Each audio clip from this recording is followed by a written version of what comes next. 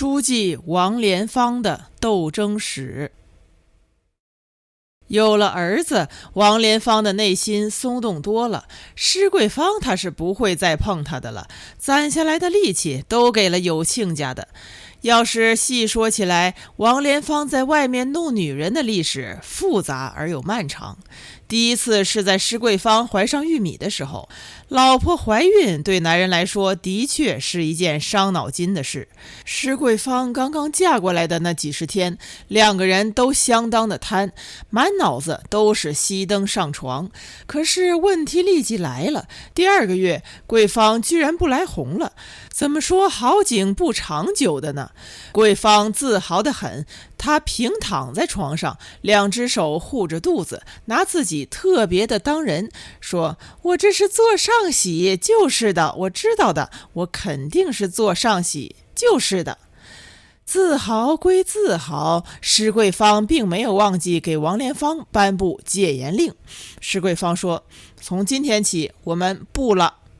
王莲芳在黑暗中板起了面孔，他还以为结了婚了就能够甩开膀子七仰八叉的，原来不是，结婚只是老婆怀孕。施桂芳把王莲芳的手拉过来，放到自己的肚子上去。王莲芳无声地叹了一口气，指头却活动得很，在施桂芳的肚子上蠕动了几下，手指头全挺起来了，忍不住往下面去。施桂芳抓住王莲芳的手，用力掐，是那种建功立业之后特有的放肆。王莲芳很急，却又找不到出路，这种急还不容易忍，你越忍他反而越是急，跳墙的心思都有。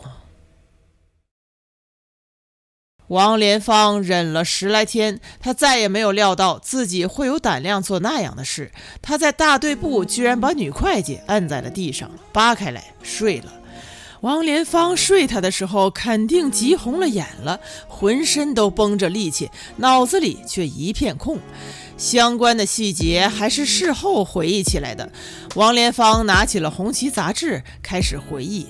后怕了，那是中午，他怎么突然起了这份心呢？一点过渡都没有。女会计大他10多岁，长他一个辈分，该喊他婶子呢。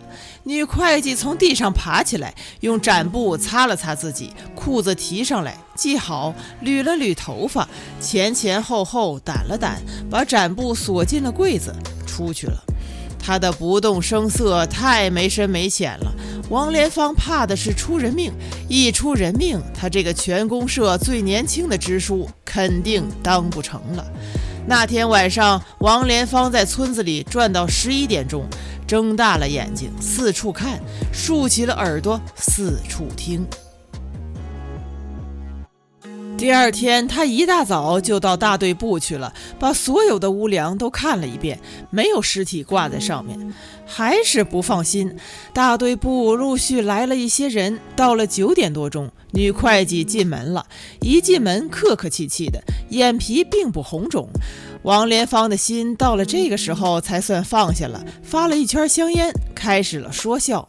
后来女会计走到了他的身边，递过一本账本，指头下面却压着一张纸条，小纸条说，你出来，我有话说给你。因为是写在纸上的，王莲芳听不出话里话外的语气，一点好歹都没有，刚刚放下来的心又一次提上去了，还咕咚咕咚的。王莲芳看着女会计出门，又隔着窗棂远远地看着女会计回家去了。王莲芳很不安，熬了10几分钟，很严肃地从抽屉里取出红旗，摊开来，拉长了脸，用指头敲了几下桌面，示意人们学习，出去了。王莲芳一个人来到了会计家。王莲芳作为男人的一生，其实正是从走进会计家的那一刻开始的。作为一个男人，他还嫩，女会计辅导着他，指引着他。王莲芳进入了前所未有的好光景，他算什么结了婚的男人？这里头绪多了。王莲芳和女会计开始了斗争，这斗争是漫长的、艰苦卓绝的、你死我活的、危机四伏的，最后却又是起死回生的。王莲芳迅速地成长了起来，女会计后来已经不能辅导了，她的脸色和声音都很惨。王莲芳听到了身体内部的坍塌声、撕裂声。在斗争中，王莲芳最主要的收获是锻炼了胆量。她其实不需要害怕，怕什么呢？没有什么需要害怕的嘛。就算他们不愿意，说到底也不会怎么样。女会计在这个问题上倒是批评过王莲芳。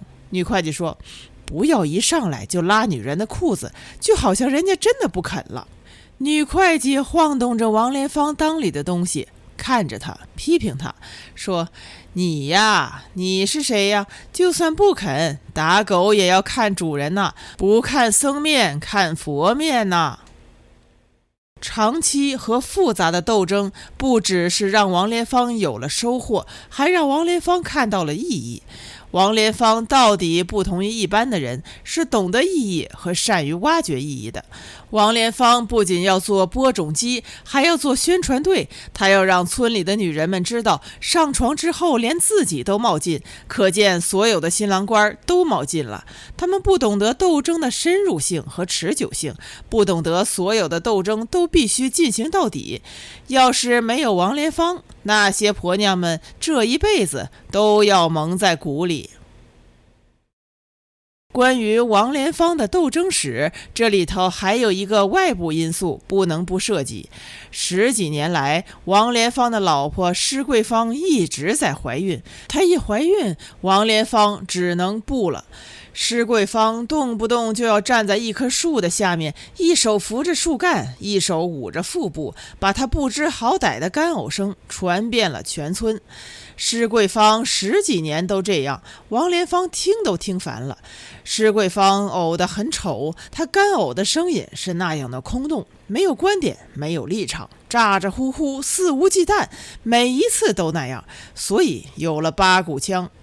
这是王莲芳极其不喜欢的。她的任务是赶紧生下一个儿子，又生不出来，光喊不干，扯他娘的蛋。王莲芳不喜欢听施桂芳的干呕，她一呕，王莲芳就要批评她，又来做报告了。